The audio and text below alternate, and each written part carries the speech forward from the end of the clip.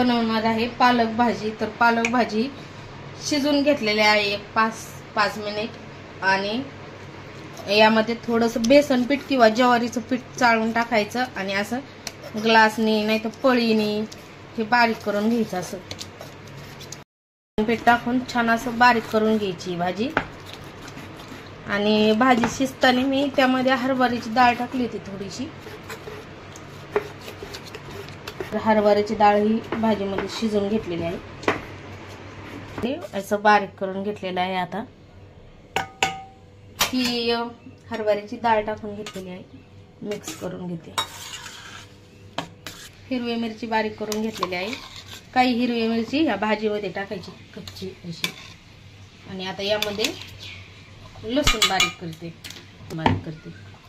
शेंगदाणे भाजून घेतलेले आहेत बारीक, आता याचे साल काढून घ्यायचे आहे। तेल टाकलेलं आहे कढईमध्ये, थोडंसं जिरे टाकणार आहे त्यामध्ये आणि लसूण आणि हिरवी मिरची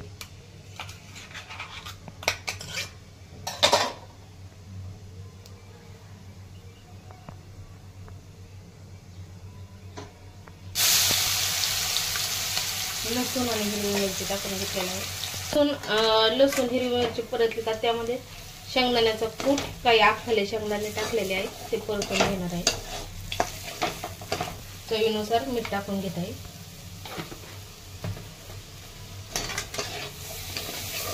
परतले, आता यामध्ये भाजी टाकून घेत आहे।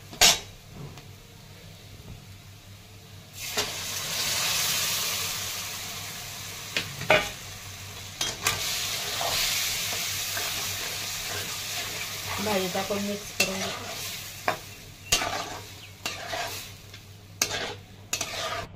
पाणी टाकून घेतलेलं आहे अर्धा ग्लास।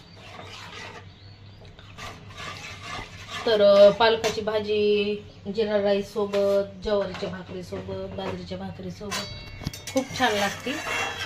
तर आता मी ज्वारीच्या भाकरी बनवून घेणार आहे। होऊन द्यायची भाजी।